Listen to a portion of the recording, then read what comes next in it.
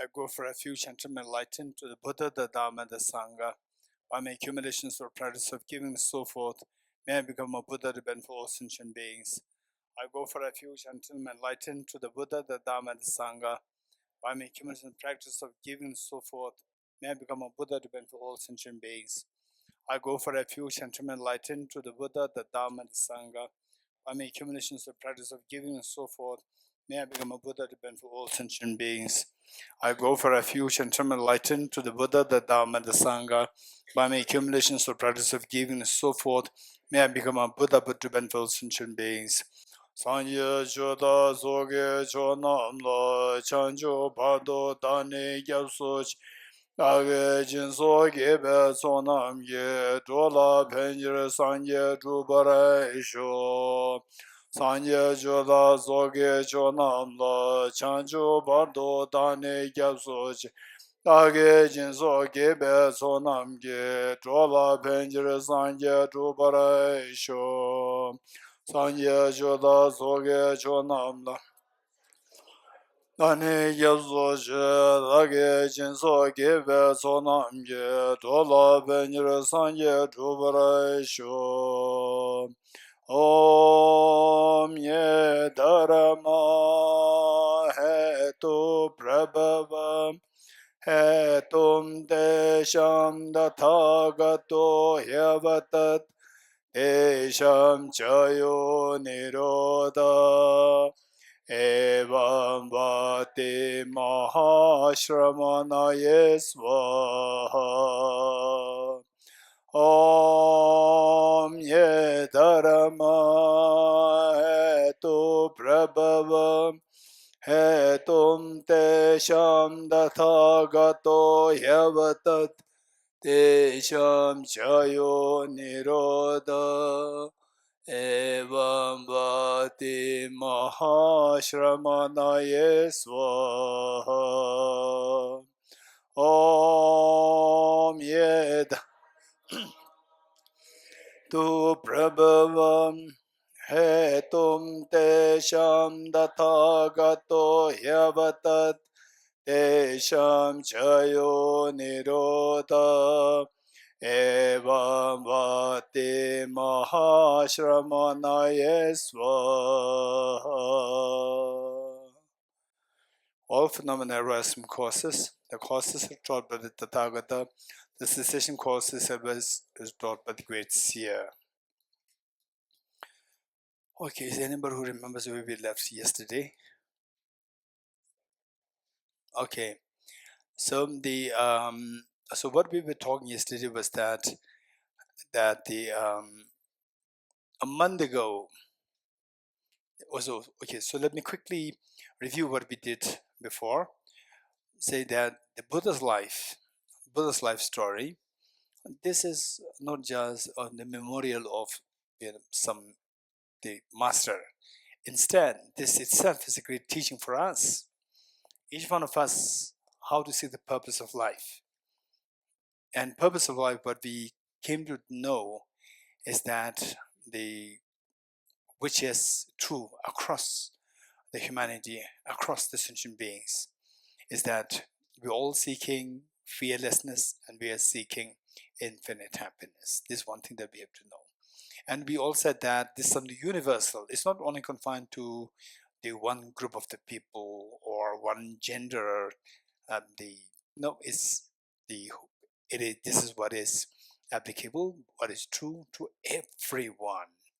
We seek fearlessness, we seek infinite happiness. This is the reality. Now, technically speaking, so here, because we are spending all 10 days, we also need to learn the technicalities. Say, the first one, the fearlessness, technically it is known as fearlessness, technically known as nirvana. Okay, so we have to know the technical parts also. The fearlessness, technically known as nirvana. And the infinite happiness, technically known as Buddhahood. Okay, let's not forget this. So so once you're convinced that that's very true, yes, I'm seeking fearlessness, I'm seeking infinite happiness, this is what I'm seeking. Once you are very convinced of this, and then you move to the technical word, nirvana and Buddhahood. It makes sense now. Okay, I'm seeking fearlessness. This is what is known as nirvana. Every time we hear the word nirvana, Buddhahood, so forth. Now I understand what is nirvana, what is Buddhahood. Okay, now once that is done, so we see that the who succeeded in this, who succeeded in achieving that. So thus far, if somebody were to ask you, is it possible to make the fears, miseries zero, stress, anxiety zero? And most of us miss it. It's not really possible. And as I said earlier, Charles Darwin, who said that it's not possible. Or he did not say, of course, there was not like such a clear-cut question and answer done with him, but then what he presented of the emotions, attachment, aversion, fear, these emotions are the instincts, number one. Number two, that these emotions are required for your survival of we talk about the survival of the fittest. So these are required for your survival of the species.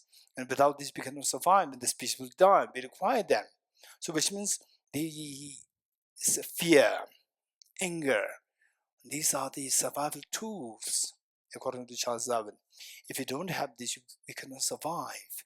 So if this is something which is inalienably required for our survival, then which means that in a way what he's saying is that there's no freedom from the fears, because the emotion which is required for survival. So what the justification that he put is that without fear, then the lion. So here there's no lion. What do you have in Ladakh, Ijmala? What do you have? What kind of wildlife? Wrathful snow leopards. They eat human beings. Sometimes, yes. So the 10 snow leopard comes and you have no fear, you will not run. And they will finish you up. So therefore, the fear is required, according to Charles Darwin.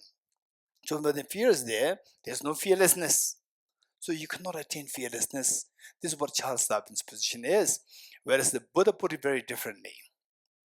The Buddha said that these emotions can be removed. You're getting it? Fears can be removed. Anxiety can be removed. A sense of the restlessness and heaviness, all can be removed. And what I would suggest is each one of us, we have at times, feeling, sometimes for no reason, we feel low. Sometimes there can be reasons. And the small reasons can trigger, small things can trigger happiness, uneasiness.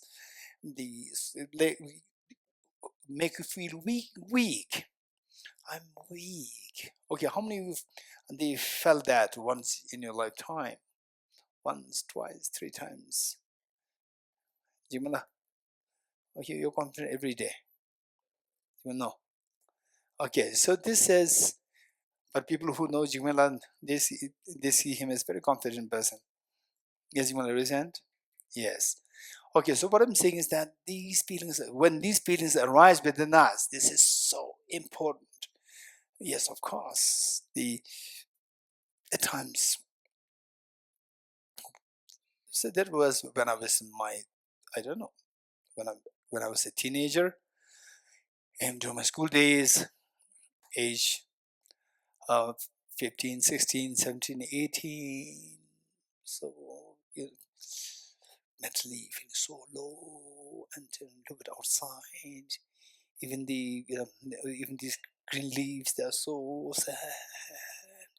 Even the people look, they're like this. And look at these, look, dangling like this. Everything's so sad. And then you look, Dad, he looks so sad. And you look at neighbor also looks, so sad, clumsily going. Everywhere is so sad. Okay, how many of that experience with hands? You will have the experience. Okay, let's get you have that experience. Oh, how many of you did not have the experience before? Okay, we all had that experience. So now this is so important. If we don't look for Oh, this is Shana. We're all looking for you. Okay, you're here. Thank you. You make everybody happy.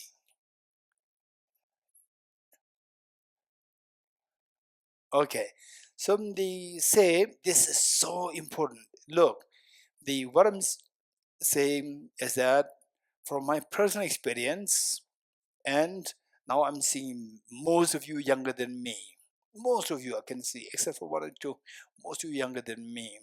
And even for the elders, for the youngers, and even the elders, I did mention this yesterday, that there are many who I encountered with who said that only one regret that I have in my life is that I came in contact with this incredibly valuable information, practice, Dharma practice, knowledge, very late in my life. Why I don't meet with this Dharma teachings and practice early in my life? This was the serious question. So what I'm saying is that these feelings are there, and recently I told my nephew also, he was going through this feeling at that point, and I could understand it. So at first I said, okay, you just sail through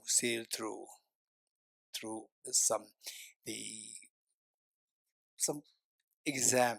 He was sailing for that. He finished it, coming back. Then I told him, now your job is done. Now I have to tell you that these feelings, feeling of heaviness, feeling of the weakness, feeling of the sadness, feeling of gloominess, feeling of hopelessness, this can attack us anytime. This can attack us anytime, to anybody, not only you, to anybody at any time, at any situation. But there's a way out. There's a way out. And this solution, I'm not saying that this is only what you find in the Buddha's teachings. I'm not saying that. But I would say that for sure the answer you find in the Buddhist teachings. Particularly in the Nalanda Buddhist tradition, you'll find this. This is amazing, so precious. But it'll take time. It'll take time. So for that matter, so what we said,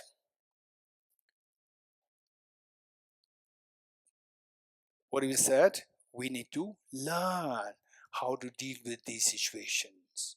We need to learn. For learning, the three things, what are they?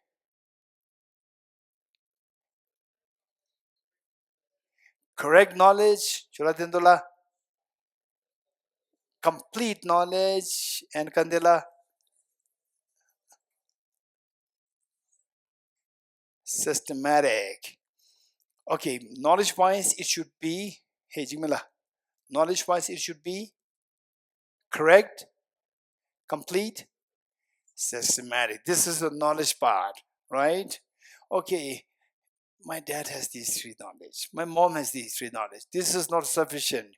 You have to walk your own path. You have to walk, which means you have to have, from your side, you need consistency. Don't forget it. It's only not that, oh, yes, I have this. Look, in the past, when I travel, we do not have this. In the past, I travel with so many books. Ladakh, Laos Spiti, wherever I travel, I have to get lots of books for teaching, for my personal references and so forth. Now, I carry this. This has, say, those times what I carry, maybe 10 kg or 15 kg of books, multiplied by 100 times is this. It makes things so easy for us. But, so sometimes you need to have what? Correct information, complete information, systematic information. Oh, don't worry, I have it here. Right? I have it there, and you sleep. Right? You go for pubs. You go to pubs, nightclubs. Oh, I have it. Everything is there. Don't worry, everything is there. But this is the information, outside information. Now, from your side, what is required? Consistency is required. You're getting it? This is so important, because the tendency with us, the sentient beings, is that there's a Tibetan expression which says that Tota Nima Trizi Chubisu, Ginge Toto Pase Tameba. Let me translate this into English. Saying, what is Dharma for? Anybody who can explain? What is Dharma for? Why do we need to practice the Dharma? The Buddha's teachings. Why do we need to study the Bodhicittavivaraṇa and so forth? Why? Anyone? Yes. To become happy. It's for your own benefit. It's for your own benefit and spread the happiness for others. This is what for we are doing that. So for this, you have to actually do it. And how to do it? Because that what this is encountering is that if we are seeking happiness and we're doing something so that we will be happy means we don't have it yet. You're getting it? We don't have it yet. So because we don't have it yet, how to make it happen? And the opposite of this is with us, the sadness. And this, anytime these things can hit us, and believe it or not, one time there was a gentleman who was way older than us. Today he must be in his mid-70s, if not 80s. And whenever I used to meet him, I see that he is somebody who's extremely accommodating, very humorous. You just be with him, everybody will feel relaxed. And you can't imagine that one day this person will become somebody who's mentally so disturbed, so negative. You can't imagine that this person one day become one like that. So, okay, Ladakhi translation is there. Okay, so the suddenly I received a message from his son. I received a message from his son, and the son said that, Kishila, please give some time to my dad. I don't understand. He's the one to give time to other people to make it happen. I could not, or maybe it is underestimating the son, underestimating the capacity of the father. And later when I met him, I was literally shocked. Is he the same person who used to be extremely jovial, happy, making everybody laugh, and very accommodating, very positive? Suddenly somebody was extremely negative. I couldn't believe that happening. You're getting it? So from this, what we deduce is that when the situation is not with us, when we don't meet with the situation, when we don't meet with the particular situation, we may look so happy, jovial. When we meet with the tragic situation, your thinking can just change abruptly, drastically, and you can become extremely the sad person, negative, and all these things can happen. So the Tibetan expression says that Tota Nyima Trizu Chube So. Dharma is to heal us. But if you don't do the dharma, like these studies, contemplation, meditation, what's the problem? The problem is that when you are physically, say, when you have something to eat, your belly is okay, and then the sunshine, good sunshine in Tibet, sunshine is a problem.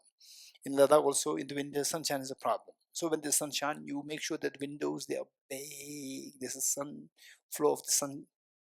So this is, and so the person, when you have enough thing to eat to fill your belly, and there's a good sunshine happening, you put on the facade of a Dharma practitioner. And when you meet with the tragedies, then you display your ordinariness. Let me repeat it. When you meet with the tragedies, then you display your ordinariness and you are no more Dharma practitioner. You getting it? So some people who are otherwise nice, gentle, jovial and so forth, if there is purely because of the it's circumstantial, it's not created from inside. It can change very easily with change in the environment and situation, where you can build from inside. Inside, if you build that from that, being jovial, happy, stable from inside, not necessarily from outside, then also the outside situation changes, you will not change. So this is where we need to, this system which helps you to change from, bring out change from within, that is known as Dharma practice. So therefore, let's say that somebody may be very, they say material very poor, but very contented, happy, and somebody may not be recognized as some, somebody elite or brilliant or intelligent and so forth, but deep inside you're very stable, happy, calm. So this is something anybody can create. So superficial appearances, they differ. So some people have extremely attractive love, some don't have attractive love, and some people have materially very well off, some very poor, and some people in the community, society-wise, there's a great recognition, some no recognition, but it doesn't matter. These are all superficial things. But what really matters is what is inside you. Are you strong inside? And this, if you're not strong, keep in mind, although although you think you're not strong, how do you know that? When the situation changes, then you are stricken with the pains, heaviness, sadness, and so forth. So these are the indications that we are not strong inside. Now is the time, is a great opportunity for us that, for example, some people when they're young, like their school days, like age, for example, I still vividly remember one of my classmates when he was in class 4, 5, 6, 7. Okay,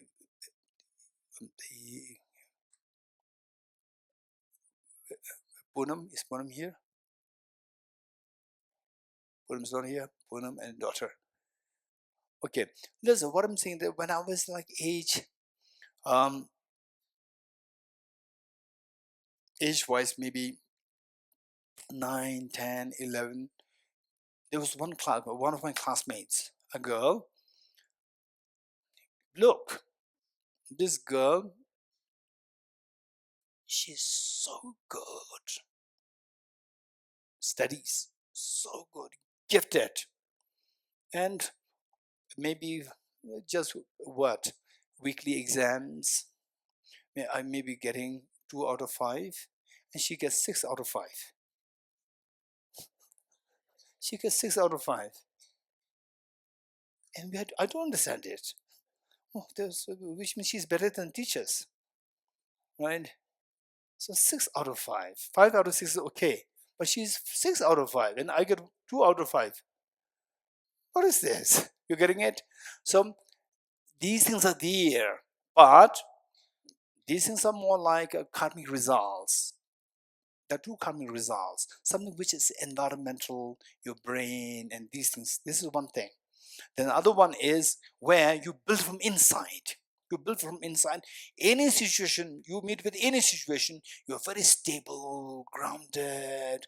And then where I look at this, I look at this, saying, even you, when you look at me, I see to you like this, so sad. Each one of you, I can see this, so sad. Even the smile is also very sad smile, like this, yeah. And even this, look, the flowers, they're disorderly here, they're here, it's very sad. Look at myself, very sad. So, okay, now the other way, say, look, it's so beautiful, look, so colorful. This was exactly what happened at the time of the Buddha. You must watch the episodes, 54 episodes of the Buddha. You must watch that. You can get it for free.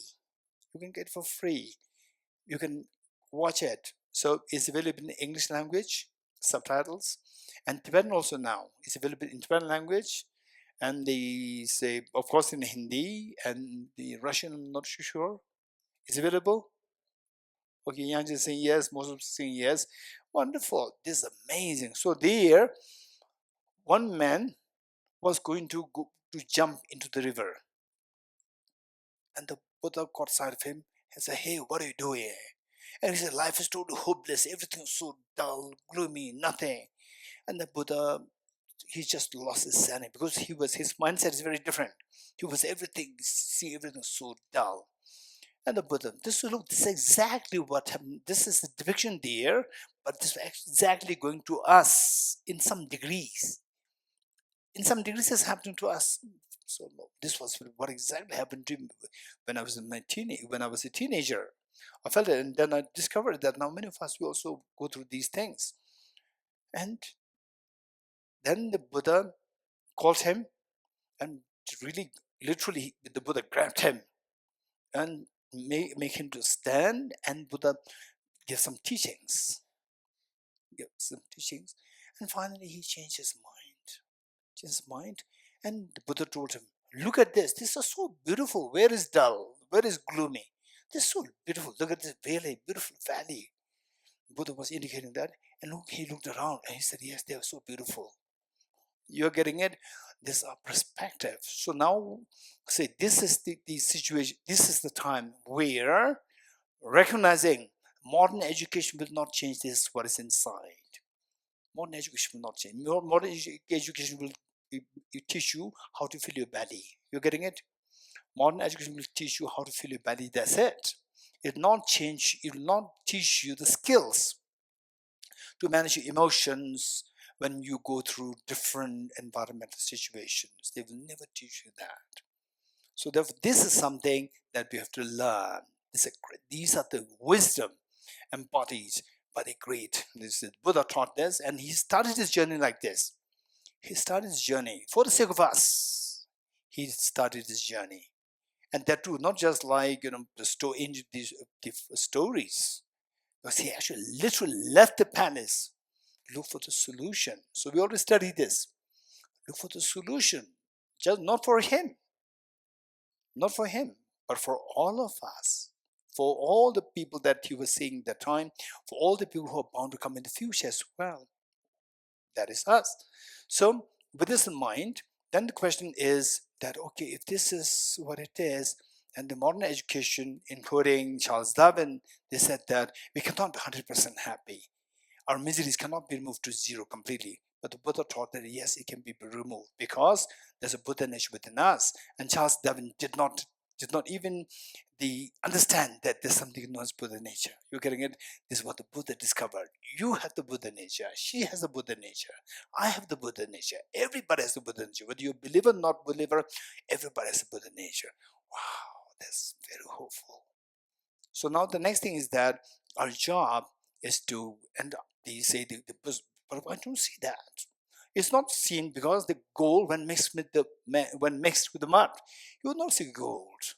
It doesn't mean the gold is absent. But how can you prove that there's gold there? Remove the mud. Where's the mud? Remove the mud. The gold inside will glow. You're getting it? So remove the metal dirt, and then you will, your Buddha inside will awaken. And 24/7, you see everything beautiful. 24/7, you will see everything beautiful, and you see the same. You will not see anybody as a threat to you. You will not see anybody as a threat, because threat means somebody can affect me. Nobody can affect you when your Buddha nature is awakened. Nobody can affect you. Therefore, you will not see anybody as your threat. Even the UPSC exam will not be seen as a threat for you. NEET exam will not be seen as a threat for you. You're getting it, right? Yeah, it will not be a threat for you. So if I don't go through, so what? Is fine. There's something better waiting for me. You're getting it? This is confidence that will come to you. Okay, so threat disappear. Fear disappear. Your happiness expands to infinity 24/7. Okay, this is what we have learned thus far. The next is that, okay, now the question they ask is how to uncover this Buddha nature, how to make this Buddha nature manifest. So for that, what we said is that I also give you the example of myself in Delhi, month of May. All this will be said before. So what is that the story related to?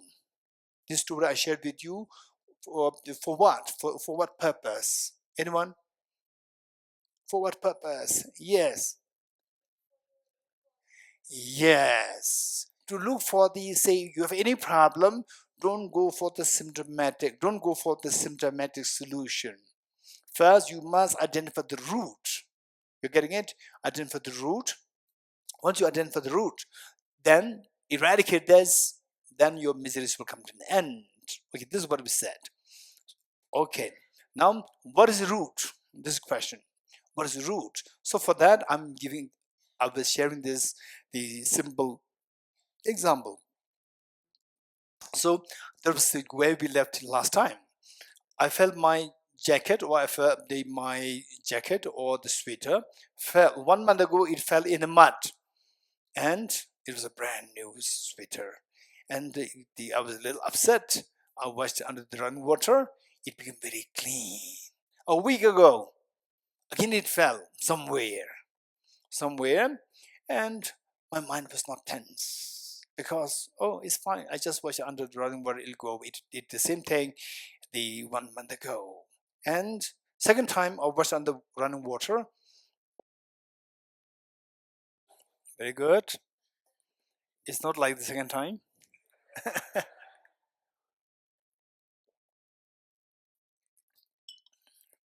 Okay.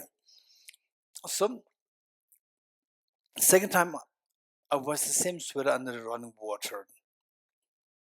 The stains are not going away. I started to freak. What happened, right? The water, which earlier helped me to wash it very clean, now the water changed. Hey, I'm asking you, right? What happened? Water changed, or what happened? Because of global warming, the water changed? Okay. Kandale, tell me. Then what could be the reason? No. It's bright. I have it. Huh? Soap is old. No. In the first case, I did not use soap. I just used the running water. It's very clean. In the second case, also, I used the running water, no soap. And then in the second case, the mud is not going away. Jimela. Because first, maybe the composition of the first one was mud made and it is soluble and washable. And maybe the second time it was something that was non-washable, like composition was different and not soluble in water. Oh, that's smart. In fact, I didn't know about the composition, but what I noticed was that in the first case it was mud. In the second case, there's something dark, like oily. And later I discovered that the truck people, they're using this. They call it what? They call it grease. I see. So that is the thing. So it doesn't go in the water. Why not?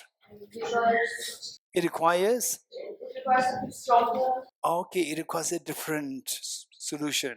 Okay, so what Jimala is saying is, okay, let us all listen to this. What Jimala is saying is that what remedy that you apply, don't think that one remedy works to everything. What remedy you apply is determined by the nature of the stain. You getting it? If the stain is just the ordinary mud, it'll go under the running water. If the stain is grease, it will not go under the running water. It requires a detergent. You getting it?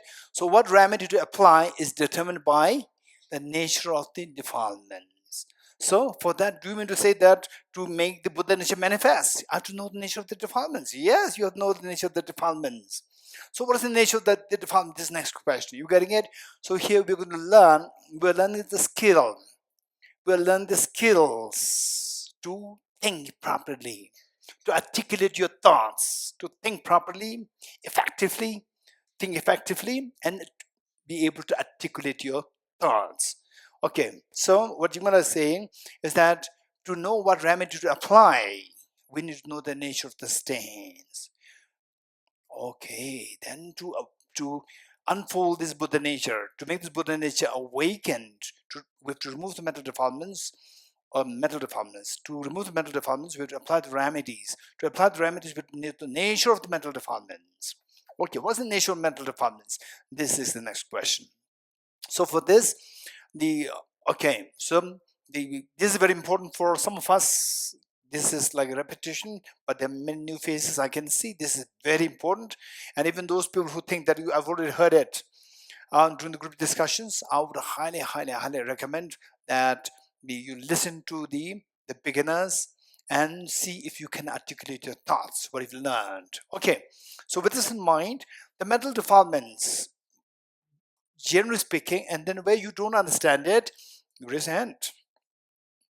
The mental defilements that we have, generally speaking, broadly speaking, it can be classified into two: the gross and the subtle, like the mud.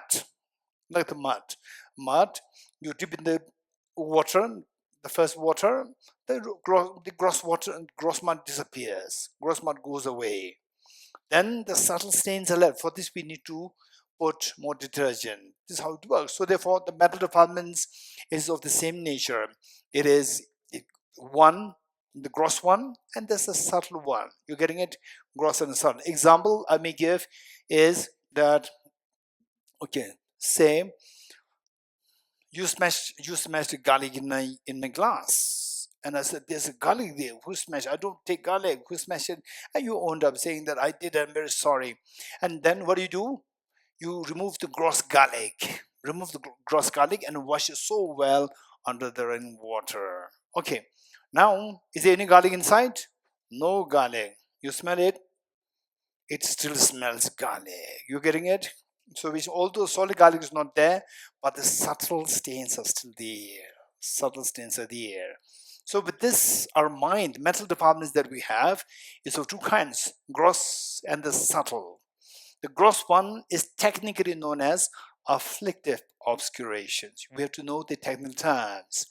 The gross mental defilements which block our Buddha nature from manifesting, this is technically known as afflictive obscurations, or in Tibetan, nyundip. And the subtle one is technically known as cognitive obscurations, in Tibetan, shetip. Nyundip and shetip. So these are the two defilements which block our mental defilement. Which block our Buddha nature from manifesting. In other words, these two make sure that we continue to suffer. We don't have the infinite happiness. This is what these two defilements are doing. The first one, what is the first one known as? The gross one known as? Gross one known as afflictive obscurations. Gross one known as afflictive obscurations. And the afflictive obscurations, what is the job of the afflictive obscurations? Is to attract miseries. You're getting it? Your Buddha nature pushes away the miseries. But for the time being, superficially, it is covered by the gross defilements, afflictive obscurations. They attract miseries. You're getting it? They attract miseries. Is it good or bad? Bad. You have the Buddha nature, where the miseries are, you're free from miseries, but then there's something there which is not your true nature and attract all the miseries, stress, anxiety, UPSC exam, and the stress comes, right? And your friend says, what a stupid idea, and you freak out, you become so angry, right? And then NEET exam, right? Okay, so when I see these young people, NEET, UPSC, so forth, I will also start to tremble because I tremble for you, not for me. My age is gone. I tremble for you because I had the experience those days. So look, all these are attracted not by your Buddha nature. Something attract all these fears, anxiety, stress, loneliness, feeling hopelessness. What is that thing which is attracting all these? Tell me. Afflictive obscurations. You're getting it? Afflictive obscurations. That the job of that is to make you never happy, make you suffer. You're getting that is a job. Okay, and you said this is not good. Okay, now you said it's not good. That attracts miseries. We identify them and see you really see them as not good or good. Let's check it. So you may then ask me or tell me, okay, it makes some sense. Still, there's a clarity just not coming. Can you give me some examples which I can really understand it? Afflictive obscurations. So afflictive obscurations, we can think of three. So broadly speaking, two, or otherwise three. Say technically three. three kinds of afflictive obscurations are there. One, contaminated karmas. Contaminated karmas. Number two, afflictions. Number three, the active seeds of the first two, the mid period. Number one, contaminated karmas.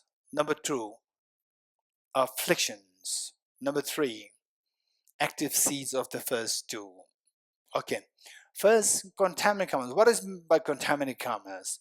Any physical, verbal, or mental, say, the actions, mental actions, which are not healthy, which are primarily driven by the afflictions. These are known as contaminated karmas. Okay, contaminated karmas are those actions which we do physically, verbally, mentally, which are not really healthy. And what are they? For example, like, say, the 10 non-virtuous actions: stealing, killing, sexual misconduct, slander, harsh words. What else? Divisive speech, slander. What else? Idle gossip. What else? Okay. Ill will, covetousness, and wrong view. So these are referred to as the 10 non-virtuous actions. So these the wrong things that we're doing, unhealthy things that we're doing, these are unhealthy actions that we're doing.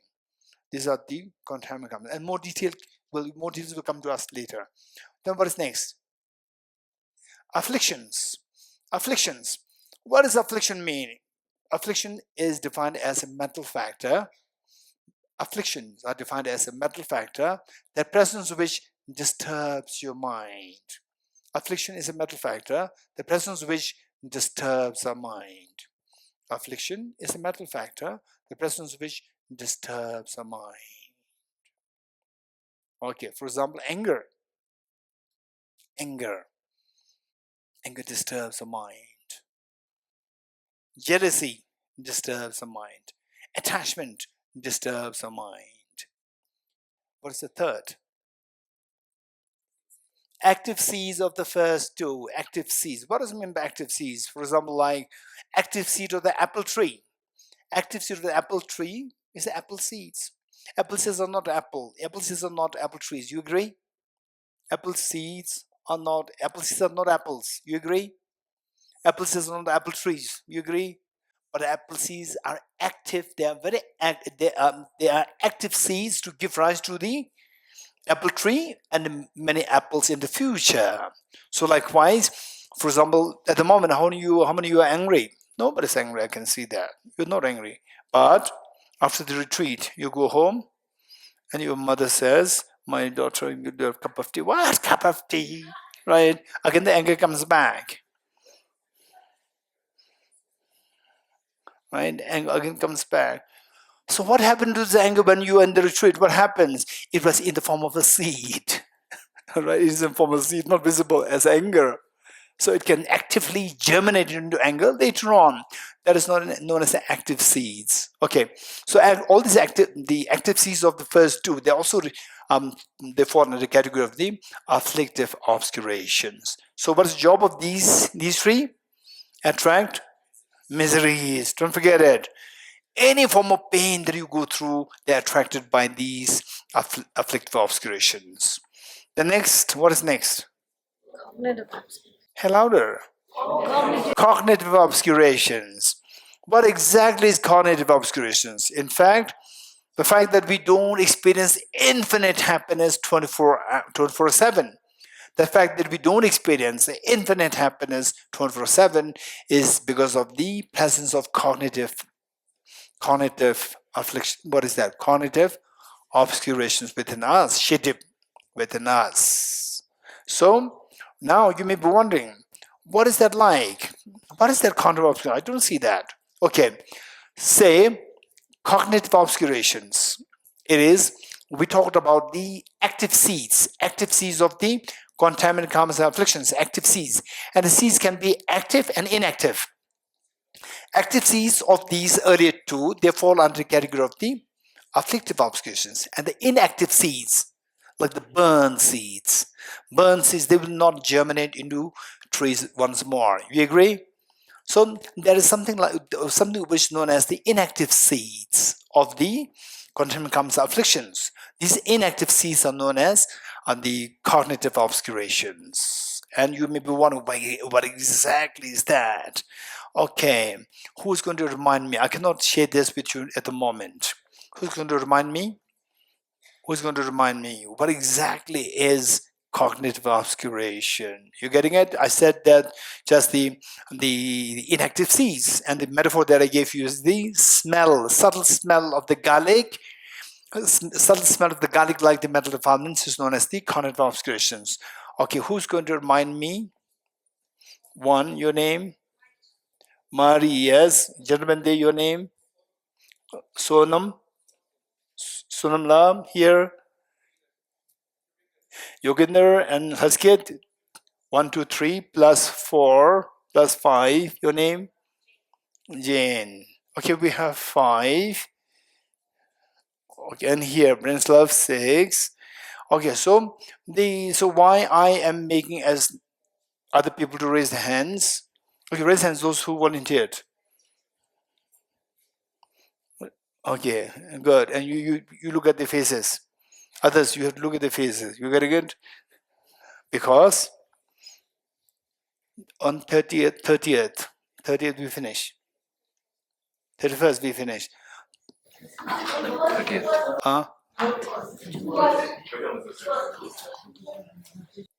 So according to our host, there's the 31st. According to our host, okay, there's 31st. Or the 1st of July. 1st of July, in any ways, I will leave. You getting it? And if I leave without giving an answer to this, I'm not responsible. You're getting, these 5 people are responsible. You're getting it? So therefore, make sure that you identify these people. And don't blame me when I leave. Okay, so what's the question? Hey, Sonamala, tell me, what is the question that you're supposed to be reminding me? Inactive seeds. You're going to explain the inactive seeds. Say it again. Inactive seeds. Shetif. Cognitive. Okay, just say Shetib, then it is not a question. Shetib, okay, but I don't have to Shetib, done. What are you going to remind me? Explain about cognitive obscurations. Hey, let's get. Explain about cognitive obscurations. Yoginder. Explain about it.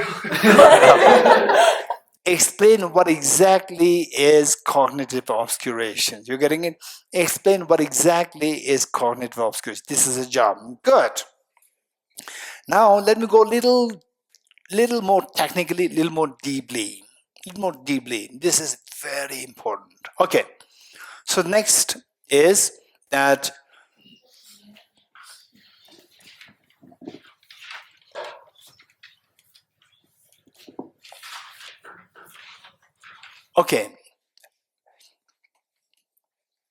the Buddha identified all our problems rooted to the ignorance. You're getting it?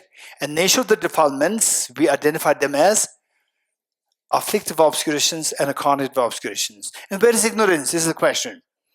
Okay, do you see my question, my point? My point is that the Buddha identified the root of all the problems is ignorance. And on the other hand, when we identify what attracts miseries, what makes us not happy 24/7 is because of the afflictive obscurations and cognitive obscurations. So we do not touch on ignorance, where the Buddha said ignorance is the root of the miseries. And here we said misery attracted afflictive obscurations and cognitive obscurations. How do you relate the two? What the Buddha taught of the ignorance as the root of the miseries versus what we are discussing here of the mental defilements which block the Buddha nature from manifesting in the form of afflictive obscurations, cognitive obscurations. Where lies the ignorance? Anyone? Yes. The obscurations are born from. Okay, so ignorance is obscuration is not. Ignorance causes the obscuration. Yes, I understood already before you, with your first statement. I already got it. My question: ignorance itself, is it obscuration or not? Yes. Are you sure? Not sure. Okay. I'm glad. Your name? I'm glad that Nidya is getting somewhere. Okay, so for this, in my mind, while I was asking all these things, in my mind, there were two things happening. Shall I teach this or not? You know, you will not know that. And then because that Nidya said this, I have to say, yes, I have to teach that. You're getting it? Okay, so even the plan, what you teach, it all depends on how you respond to my questions. Okay, so with this, it takes us to Arya-Nagarjuna. So maybe you were to know Arya-Nagarjuna 1,000 years ago, 2,000 years ago, Arya-Nagarjuna. Okay, so we have to touch Arya-Nagarjuna's verse. We have to remember that verse, and tomorrow morning, you have to come with this verse by heart, each one of us. And so from the entrance, when you enter, somebody will be there to take the test. Right? Okay. Where is Kunjoli? Okay.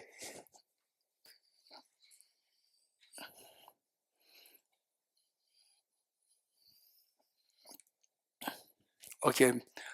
Oh, maybe I will assign Kandela and Jigmela, two of them, to take the test for all of them. For that, you have to know it by heart. Two of you. You're getting it? Okay, so tomorrow test. Everybody, you have to enter this only if you are if you know this verse by heart. You're getting it? And some people deliberately did not learn it for to have holiday tomorrow. Okay, so the verse is from by Arya-Nagarjuna. From his text, which is known as Umatsawa Sherab, Mul Matya Maka Karika, Fundamental Wisdom of the Middle Way. In Tibetan, in English, Fundamental Wisdom of the Middle Way, in Tibetan is Umatsawa Sherab. And the verse, I'm going to recite it first, and later we will, okay, you just note it down. The verse is, ceasing of karma's afflictions is nirvana. Ceasing, stopping, ceasing, C-E-A-S-I-N-G. Ceasing of karma's afflictions is nirvana. Karma's afflictions arise from conceptualization of inappropriate attention. Okay, let me repeat it. Ceasing of karma's afflictions is nirvana. Ceasing of karmas and afflictions is nirvana. Ceasing of karmas and afflictions is nirvana. Karmas and afflictions, second line, karmas and afflictions arise from conceptualization of inappropriate attention. Line number 2.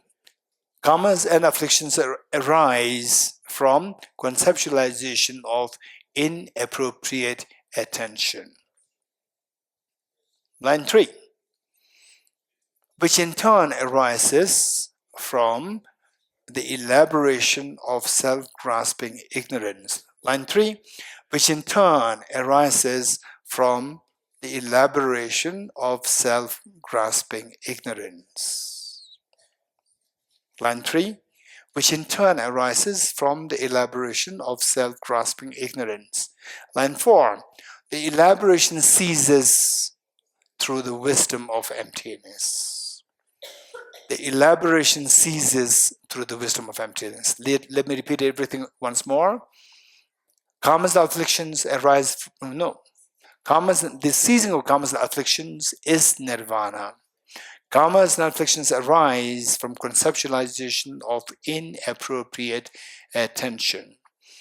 Inappropriate attention, which in turn arises from the elaboration of self-grasping ignorance.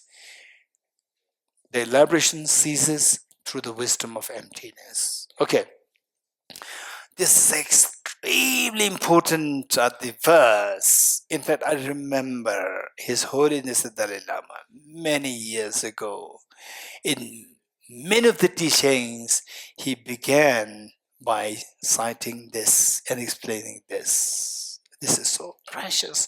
And if you truly understand this verse, if you can relate this verse to your own emotional world, you will see that this is so profound, extremely relevant to a day-to-day life.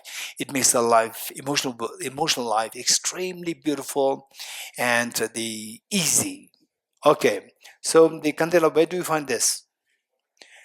Page 168, and this 116, page 116.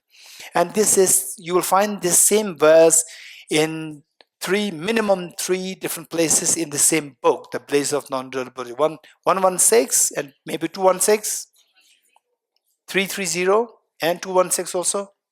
Just check. Without checking says no. There's different translation. Russian translation? In the book is different rather than you told us. Yes, that's true. That there's a variation.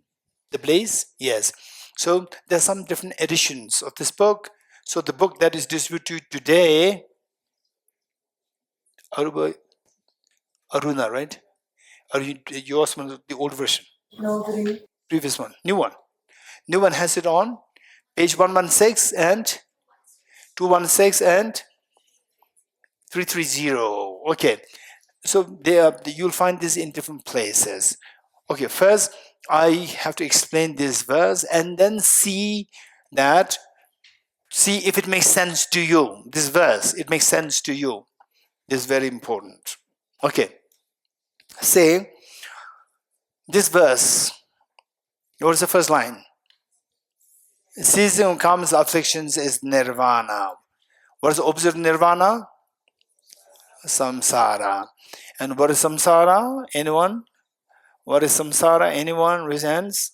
What is samsara? Okay, Chularinzila, what is samsara? Samsara is suffering. Okay, samsara is suffering. Very good. And the girl there who raised her hand? Or somebody raised hand? Okay.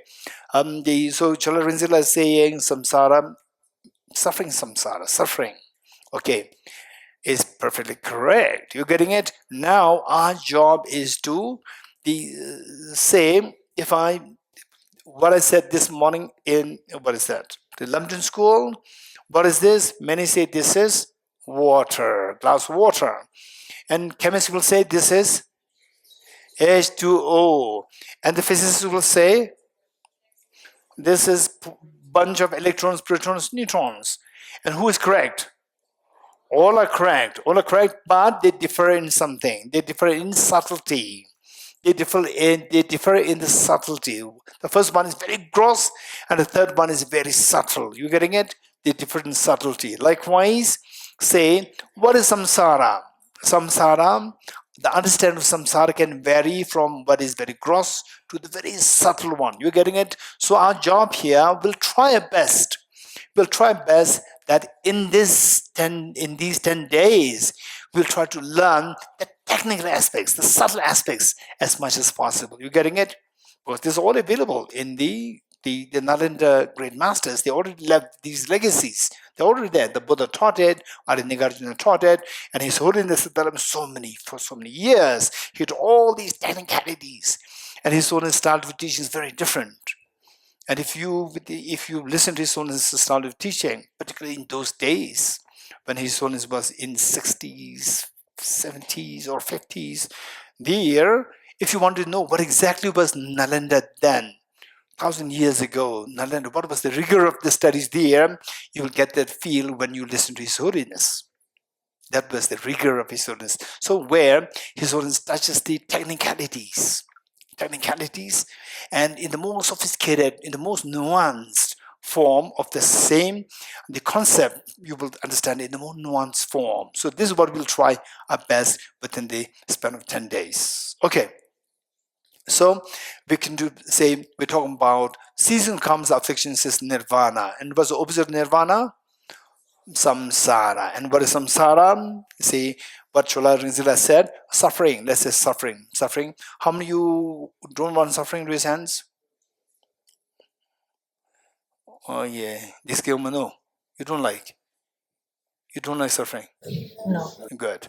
Okay, so nobody wants suffering, but there's some, the weird people who says, I want 10% suffering. Why? To appreciate the 90% happiness. For these people, tell them don't have breakfast to appreciate lunch and dinner. Do you understand what I'm saying? Say those people who say that 10% suffering is good, right? When it comes to themselves, they'll fight with you. Why you are not giving breakfast to me? For you to appreciate lunch and dinner. You say no. But with somebody else, you will say yes, it's good. But for you, it's so these are very impractical people. You getting it? Practically speaking, nobody wants the smallest of the suffering. Okay, but out of compassion, you can take the suffering of others. That's a different story. Out of compassion. For example, mothers, the best example. The mothers taking the suffering of the children. It's amazing. It's amazing. So thinking of this, we should remember, always remember not to say anything harsh word towards your parents, particularly towards your mother. This is so important. Sacrifice your parents they go through. That's amazing. That's amazing. Okay. So the season comes afflictions in nirvana, observe which is samsara. Point number 1. What is the immediate cause of the samsara? It says karmas. What? Season comes afflictions is nirvana. Observe nirvana samsara, and samsara comes from the karma and the afflictions. You getting it? So the immediate cause of suffering is contaminated karmas. Point number 2. Immediate cause of suffering is contaminated karmas. Point number 2. And the immediate cause of contaminated karmas is afflictions. Point number 3. And afflictions. Karmas and afflictions, what is line 2? What is line 2? Karmas and afflictions arise from conceptualization of inappropriate attention. So, immediate cause of the afflictions is the inappropriate attention. Immediate cause of afflictions is inappropriate attention. And what's the immediate cause of inappropriate attention? The text says, third line says, elaborate, what is that? Third line says, which in turn arises, which referring to inappropriate attention, which in turn arises from elaboration, which means elaboration of self-grasping ignorance. So now from this we got the 5 points. What are the 5 points? Number 1, samsara. Number 2, immediate cause of samsara. Okay, don't just think that somebody else will give the answer to him. You give it yourself. You give the answer yourself. Your mind is going to be activated. Your intelligence is going to be activated. So what is the immediate cause? Okay, first point is suffering. What's the immediate cause of suffering? Contaminated karmas. What is the immediate cause of contaminated karmas? Afflictions. What is the immediate cause of afflictions? Inappropriate attention. What is the immediate cause of inappropriate attention? Elaboration, self-grasping, ignorance. Very good. Okay, we need to know these 5 points. Now, what you have learned thus far is just mimicking. What you and I thus far learned, these 5 points, is just mimicking Arya Nagarjuna. You getting it? Now, we have to make sure that it does not remain as a borrowed knowledge. At the moment, mimicking meaning, it is at the moment a borrowed knowledge. It's not your knowledge. It's a knowledge that you borrow from Arya Nagarjuna. Now you should make it your own knowledge. You're getting it? Not a borrowed knowledge. It should be your knowledge. How to make it your knowledge? You should gain confidence in this. How to gain confidence in this? This is where I'm going to explain this. Okay, ready? For what? For explanation For the explanation of what? of How to get confidence? Yes, this more? How to get confidence? Huh? How to get confidence in this knowledge? In which knowledge? Nagarjuna's. The one, the Arya Nagarjuna's, Which verse? this was. This is paper. Ceasing of karma and affliction is nirvana. That was. Yes, okay. Why I'm pressing this girl? Because she was a topper in school days. And these people should be pressed more. With the otherwise, they think that they are topper, like that girl over there. Sonamla, topper, recent. Yeah. So they are, okay, they are two Sonamlas. Okay, the senior Sonamla, again a gold medalist, topper in the school all the time. So these toppers, they think that I know, very easy, right? Okay, so these toppers, we have to press them more, right? So they'll take it seriously. Okay, so for this, let me give you an example. Let me give you an example for us to understand what we are talking about. You getting it? Are you ready?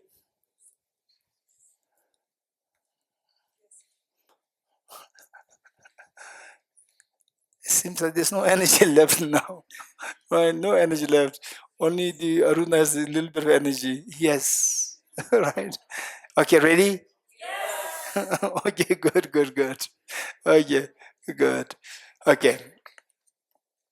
So this is my favorite, the metaphor that I give. This is my favorite metaphor, and I like to give this here also for us to understand these things. And then later on, I would suggest that don't just stick to this metaphor. You try to create your own metaphors. You're getting it? I never learned this metaphor in some text.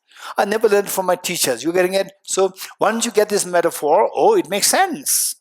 So see if you can think of other metaphors to make other people understand things so easily. Okay, metaphor that I give is that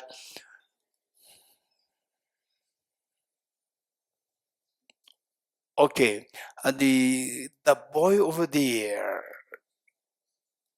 our MTech, what's your name? MTech. Shunzumla. So behind Shunzumla. Okay, behind Shunzumla. No, the gentleman. Yes. What's your name?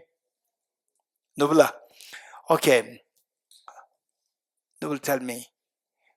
Okay, if you don't want to tell me, no need to say this. What time do you get up usually? What time do you get up usually? If you don't want to say it, don't say it. Huh?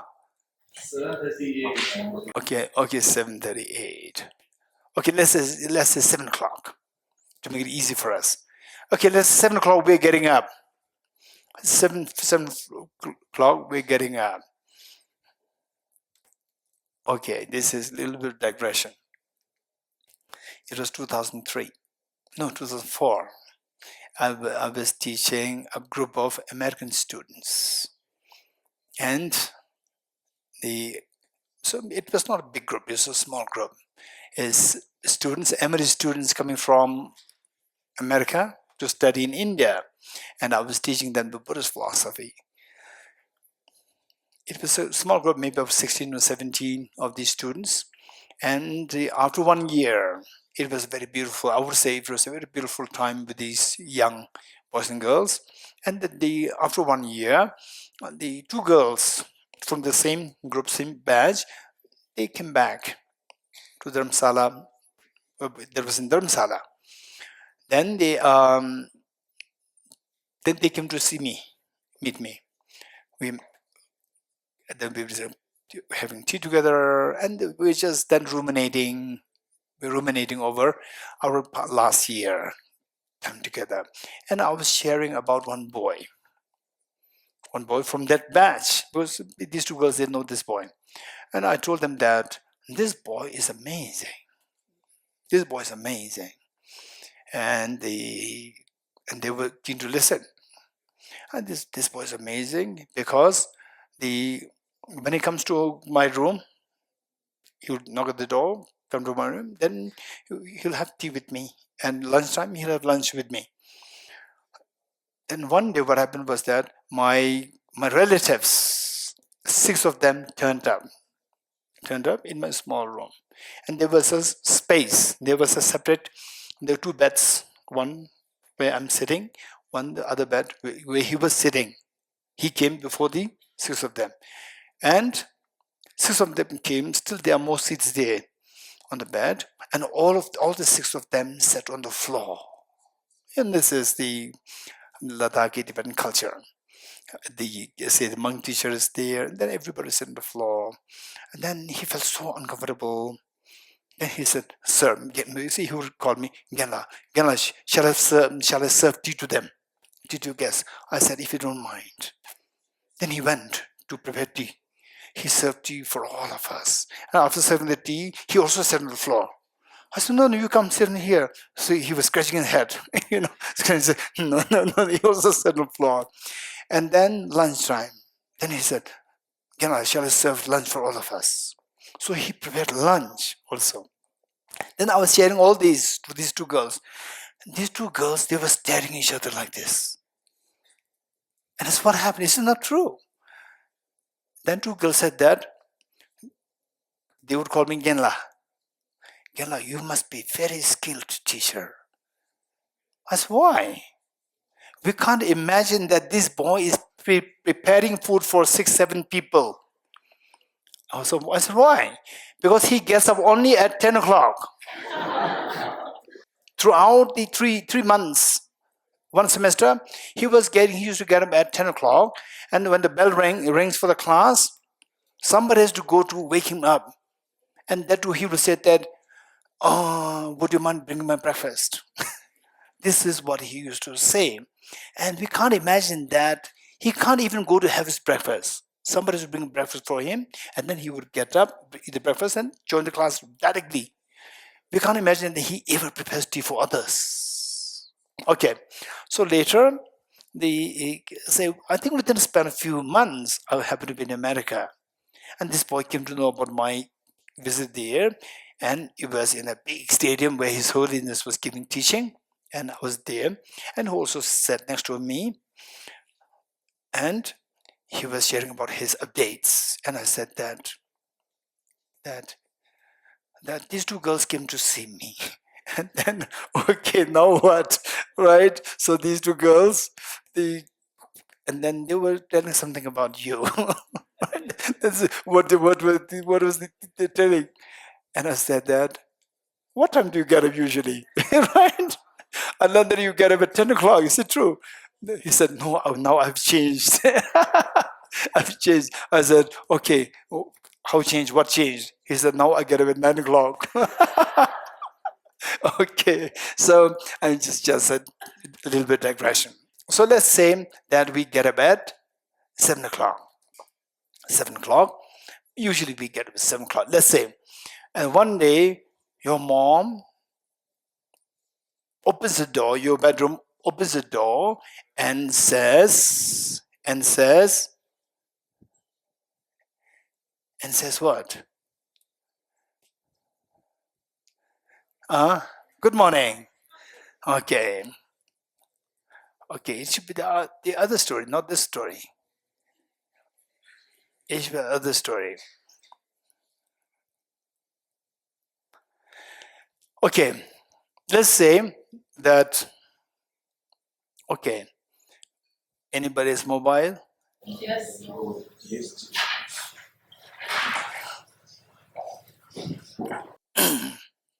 Okay, this is very important. Let's say that by the way, how many last night you dreamt of attending class? How many you dreamt of attending class? No one. Candela, yes. No. Oh, you dreamt of cheesecake. Okay. Okay. So let's say that, what did you dream? I dreamt of something, but I don't remember. Okay. Tenzin over there. Tenzin, what did you dream? Tenzin from Tara. Green gompa. Green gompa. Green gomba. That's interesting. Okay. Okay. Let's say that, you went to bed after a long day, and then you fall asleep, and dreams started to happen. And the dream you dreamt of attending class. And in the class, okay, it's being recorded? Okay, it's being recorded. So Tibet, anybody else? because I don't want to disturb your recording. Yes, thank you. Okay, let's say that in the class, in the middle of class, you're dreaming. I raise this up, and I show you this, and you look at it. Oh, there is iPhone. Is it iPhone or is it dream iPhone? It's a dream iPhone, but you see it as a real iPhone. There's iPhone there. Okay, first you say, there's a phone there. He's raising a phone. And then you look at it very clearly. You look at it very clearly, and you see that, oh, is iPhone brand new iPhone 16 Pro Max. Kandila. Brand new iPhone 16 Pro Max. Right? And then you said, each one of you said, Geshe, can I have my phone exchange with yours? Right? Okay. Then we see that the Ashwarai, where's Ashwarai? Raise hand. Okay. Ashwarai from Hyderabad, she said, no, I already told Geshe to change with my phone before he entered the room. Right? So, you are so attached to the phone and you are so unhappy with Ashwarai, and two of you have a fist fight. With a fist fight, then the police car came and picked you up, put you behind bars. You getting it? Okay, let's say. And then you end up into prison. Then okay. Then children, each one of you, your mother called the office. At this time, usually we get a phone call from our daughter, from our son. But today, no phone call from what happened. And then the office manager says that unfortunately, your daughter with Ashwarai, both of them, taken to the prison.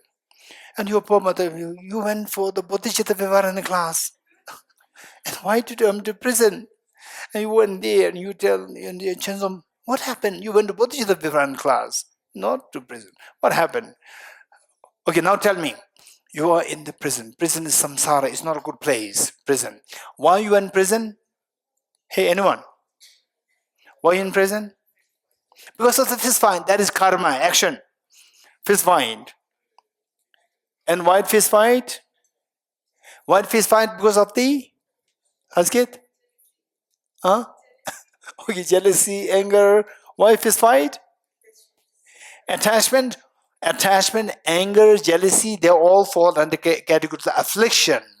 Fist fight because of the affliction. You're getting attachment to the mobile, and anger, jealousy, and anger towards your competitor. So these are the afflictions. Why affliction? Your mother said, why did you fight? Oh no, mom, you'll not understand it. Geshe is having a brand new iPhone 16 Pro Max, and I'm supposed to. He's very kind. I requested him to change it, and then Ashwarai said that she already said it. Okay, are you sure this is a iPhone brand new 16 iPhone Pro Max? He said, are you sure? Are you sure? In the first place, is it mobile? Hey, what's your answer? Is it mobile or dream mobile? It's a dream mobile. You getting it? So you first, there's no mobile there, and you mentally conceive of mobile. Number one. Then you exaggerate the quality of the mobile, that it is not ordinary mobile, it is brand new iPhone 16 Pro Max. Number two, with this exaggerating the qualities of the mobile, you feel attached to the mobile. Affliction.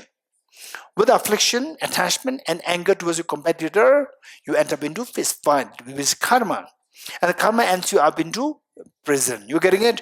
So this is how all our mental pains happen. Right? At the moment, some of you may be sitting like this. When will he stop? When will he stop? It's already 5:30. When will it start? Right? So, what's the feeling? Pleasant, unpleasant? Little unpleasant feeling. You're getting it? This unpleasant feeling is not because of me primarily, because of your own negative karma in the past. So, how that karma projects this unpleasant feeling today? Think of that. Unpleasant feeling is the result, samsara.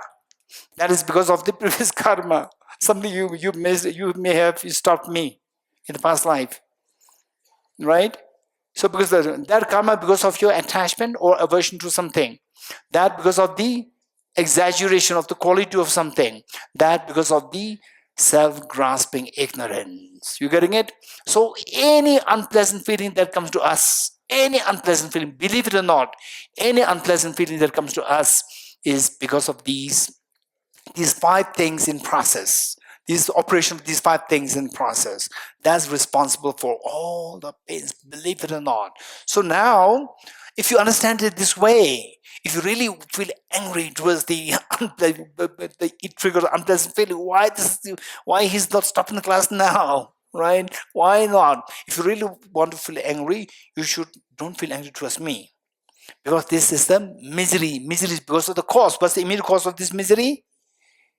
What's the immediate cause of misery? Hey, tell me. No, now you don't even want to talk to me. Okay, misery because of Dedila. Because of the karma. You're getting it? Because of your own negative karma. Blame your negative karma. Don't blame me. And negative karma is because of affliction. Affliction, attachment, anger, jealousy. So afflictions. Why afflictions? Exaggerating the qualities of something. Either bad or good. Not necessarily good all the time. Exaggerating the qualities, say, for example, oftentimes this is a problem. Say, somebody says that what you said doesn't make sense.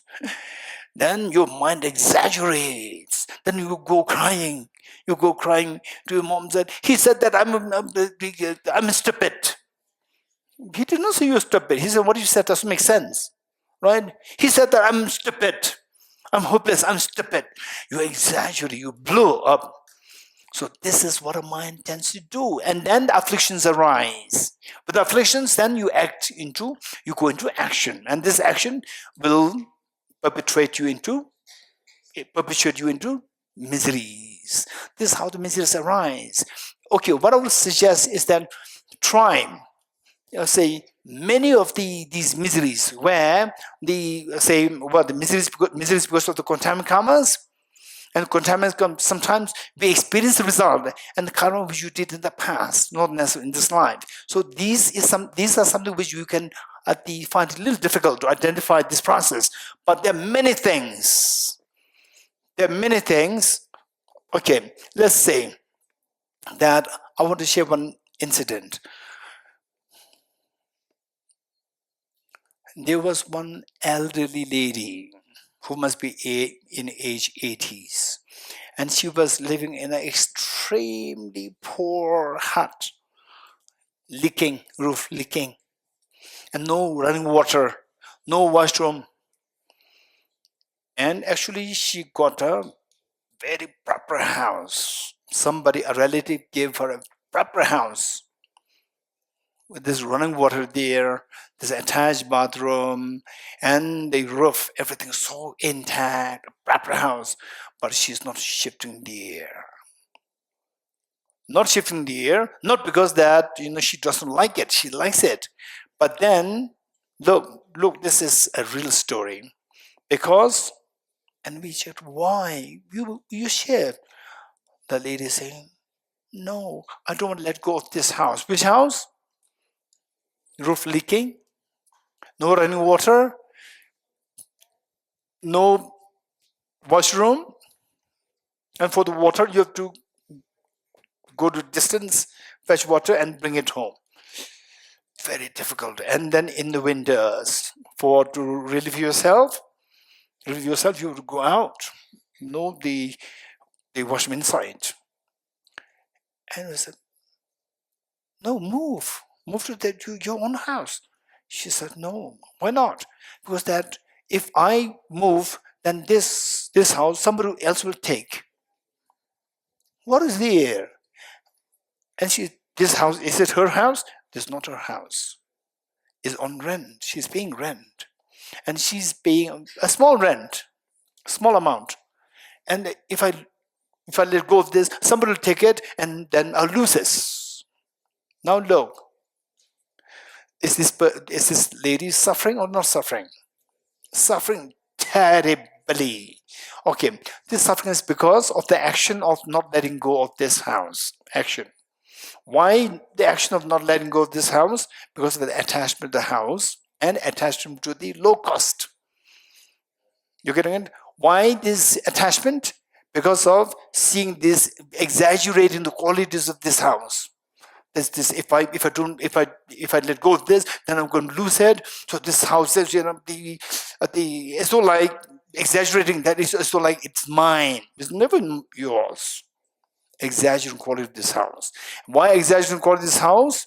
You see, say the property quality, exaggerating the quality of this house because of seeing the house as real. Okay, the last part, seeing the house as real. This is something which, for most of us, we may not understand it yet, but this is what we have to, somehow we have to get a glimpse that within this retreat time. You have to get something out of this. Okay, so from this, you see that yes, it's a self-made torture. You're getting it? This torture is a self-made. Because of why? Because why she's suffering?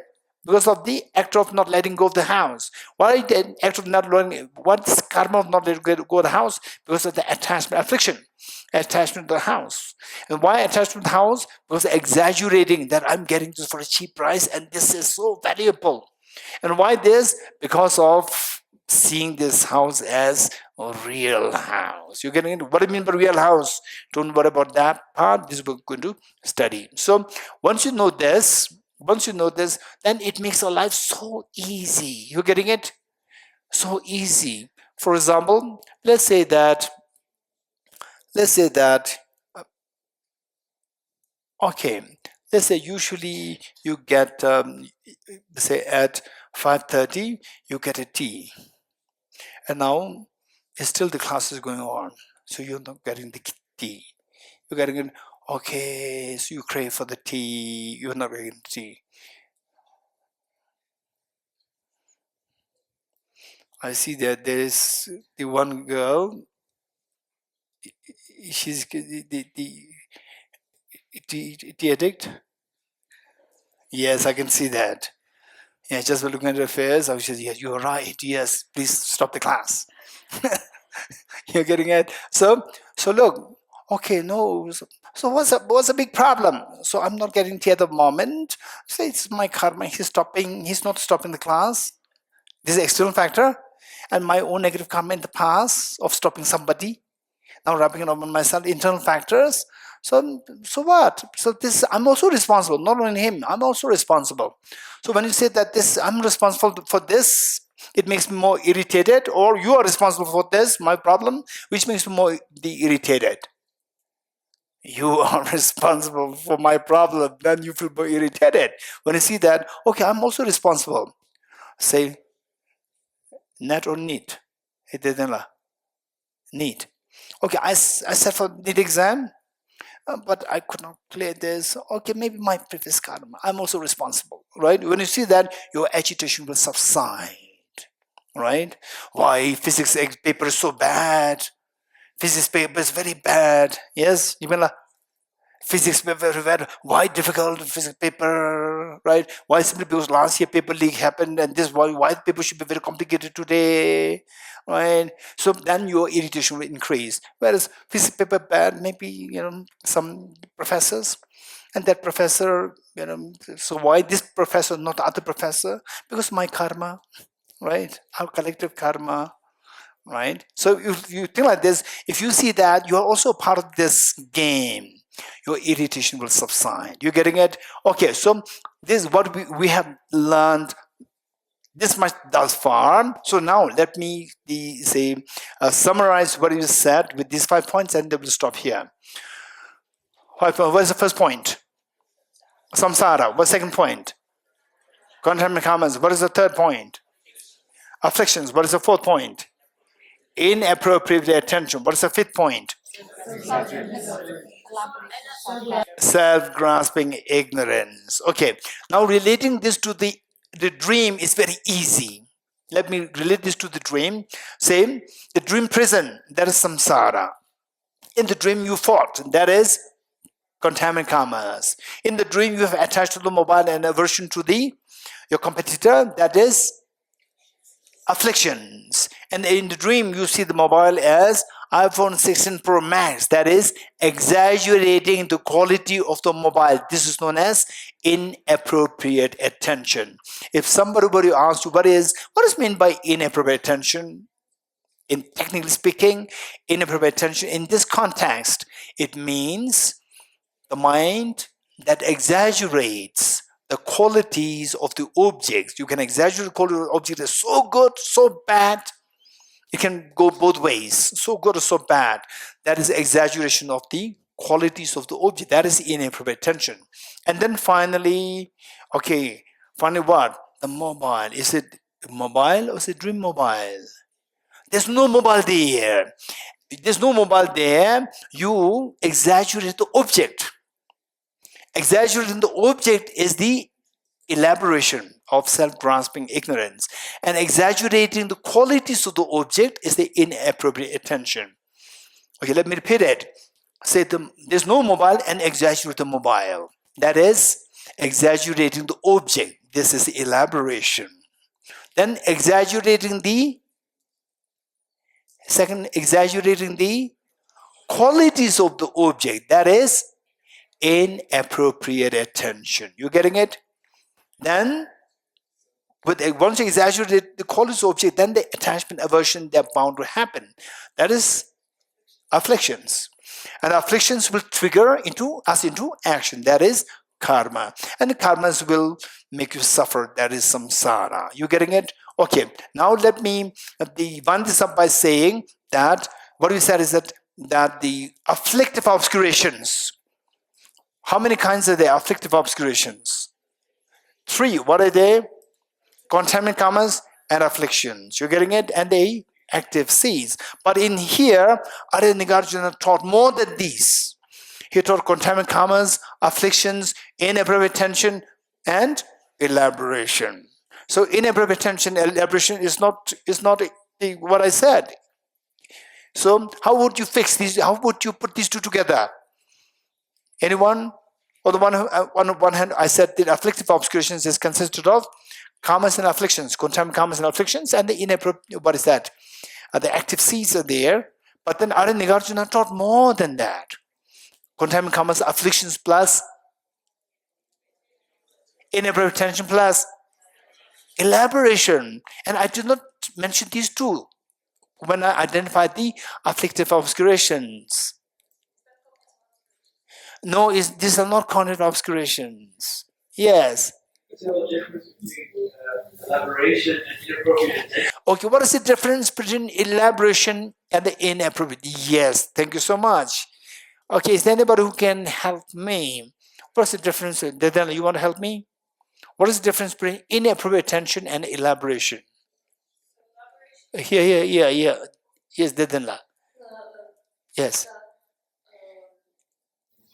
Elaboration of subconscious ignorance is when you exaggerate the object, and inappropriate attention is when you exaggerate the quality of the object. Okay, how many agree with Dedana?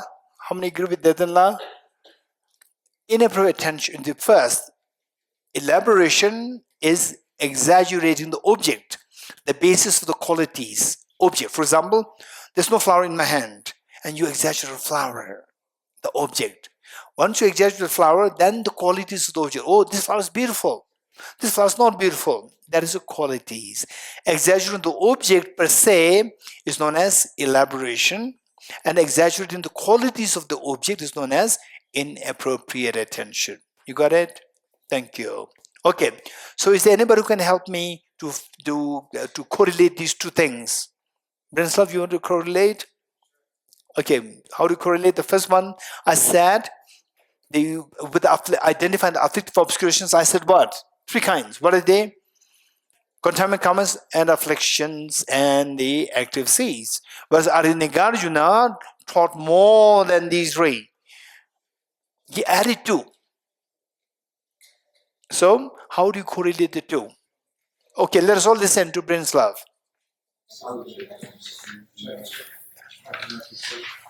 Okay, I will correlate the two because so contaminated karmas exist like in Arya Nagarjuna's line, and same as what we mentioned. Like, Same, yeah. but then when it comes to afflictions, there are gross afflictions and there are subtle afflictions. So in a way that we mentioned like afflictions as a second, in first, like when we said the three different afflictive situations. So basically the afflictions. So there is like gross ones are just like 6 root afflictions and 4 secondary afflictions. But then we have also like subtle afflictions which are inappropriate afflictions and self-grasping ignorance. Wonderful. So what Branislav is saying is that the two additional things which Arya Nagarjuna added. What are the two additional things which the Arya Nagarjuna added? Inappropriate attention and elaboration. These two are added by Arya Nagarjuna. And these two are actually a part of the... So what I said is only 3. And the third one actually falls under the first and 2. So in short, is in a loose sense, first 2 afflictions and what? Contaminant karmas are afflictions. So the 2 additional points which Arya Nagarjuna added goes into the affliction side. Affliction. Because Arya Nagarjuna have the affliction separate. That affliction is the gross affliction. Gross affliction. Whereas what I said, karmas are afflictions, that affliction has both sides, gross and the subtle. Whereas Arya Nagarjuna, when he said karmas, afflictions, inappropriate attention, and elaboration, that affliction refers to the gross one, not the subtle one. So the inappropriate attention and elaboration, these two fall under the subtle afflictions. In other words, the 3 together in the context of what Arya Nagarjuna taught, afflictions, inappropriate attention, and elaboration, these 3 combined together they fall in the category of the afflictions. So number 3, affliction, that is the gross affliction, and the inappropriate attention and elaboration, these 2 are the subtle afflictions. You're getting it?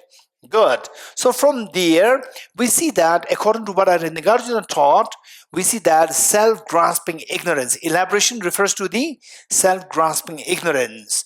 So now this correlates with what the Buddha taught as root of suffering is ignorance. You getting it? Root of suffering is ignorance, and Arya Nagarjuna taught that miseries come from the contaminant karmas, which are the afflictions, inappropriate attention, and self-grasping ignorance. So here we see that on the ignorance is the root of the problems. The next is, okay, now we have identified what kind of mental defilements are there which block our Buddha nature. We now know the nature of the mental defilements. What would be the next question? How to get rid of the mental defilements? You getting it? So for this, is there anybody who likes to make it more precise? The root of this is ignorance. I said it. You're getting it? So what would be your next question?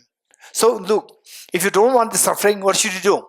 You should stop the contaminant karmas. If you don't want to have the contaminant karmas, what should you do? Hey, you stop the afflictions. If you don't want the affliction, what should you do? You should stop the exaggerating the qualities of the object. If you don't want to exaggerate the qualities of the object, what should you do? Stop the elaboration of seeing things as real, seeing the dream mobile as a real mobile. And if you don't want to see the dream mobile as a real mobile, what should you do? Hey, Jimila, if you don't want to see the dream mobile as a real mobile, what should you do?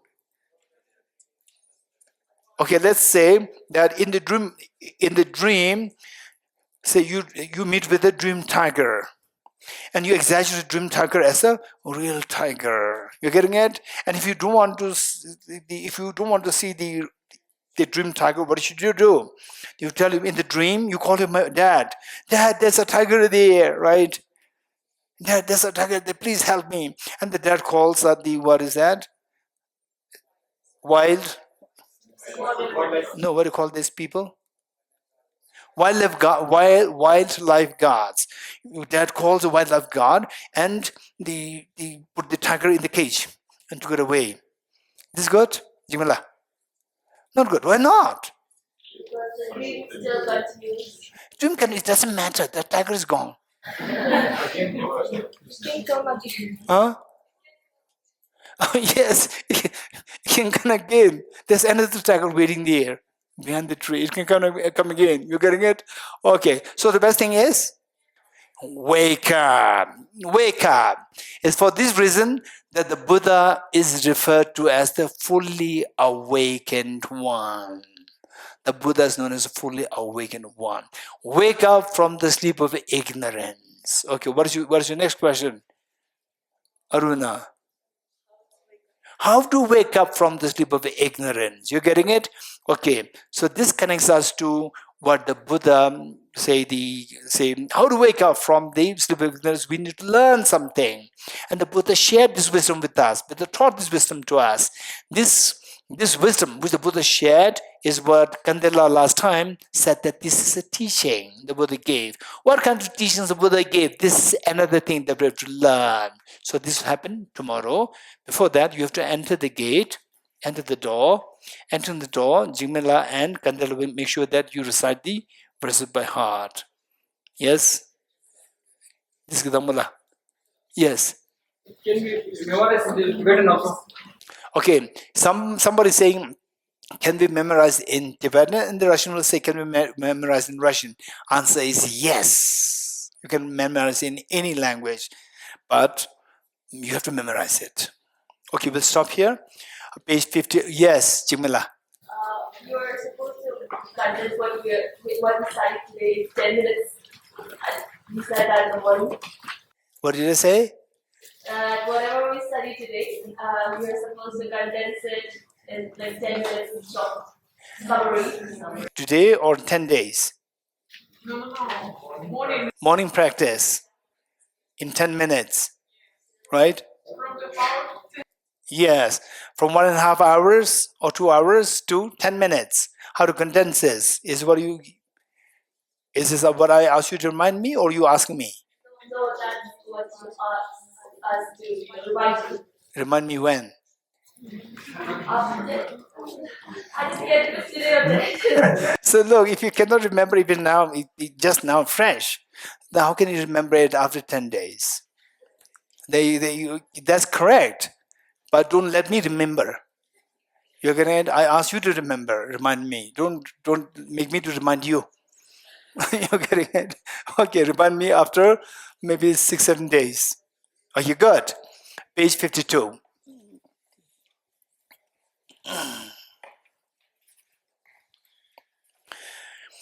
I dedicate the matters thus gathered towards the realization of the teachings and the prayers of all the Buddhas and Bodhisattvas of 3 times, and to the upholding of the doctrine, scripture, and insight.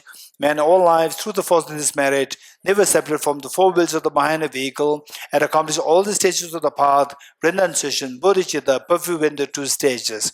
From my 2 collections, vast space that I've amassed, from working with effort in this practice for a great length of time, may I become the chief leading Buddha for all those whose minds, wisdom, eyes blinded by ignorance. Okay, so the 5 points which we learned, try to relate to your own life and try to relate to the people who are going through miseries, yourself going through miseries, and how these 5, sometimes these 5 can be seen so visibly real. And sometimes particular karma, which if you did it in the past life, not this life, then you may see the disconnect. But there are many times which, starting from the ignorance to the exaggeration of the properties, to the afflictions, to the contempt, karmas, and the miseries, they're all visibly in our life. This is what we're going to see. We can easily stop these things. You may then even start to laugh at yourself. To say, wow, this is amazing. This is exactly what I'm doing. And your life will be very beautiful. You're getting, particularly your relationship with your mom, dad, family members, and so forth. This is something which we unnecessarily create. These are operating on these 5 bases, which visibly seen. We can visibly see that. Okay, now the praise to Buddha Shakyamuni, just once, the hand out.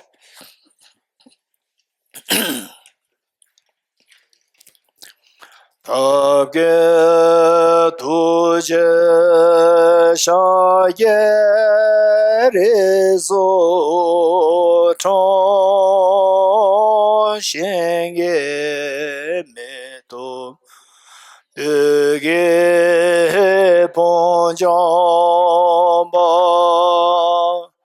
Sege lumbo tabo jebe ko shage gebo kela cha lo Mone Mahamona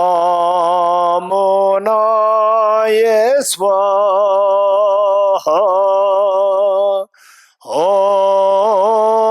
Mone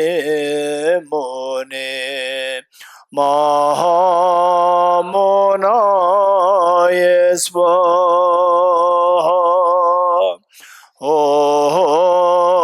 Mone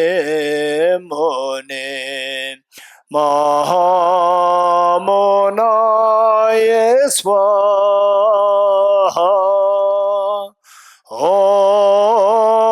Mone Mahamona Yeswaha.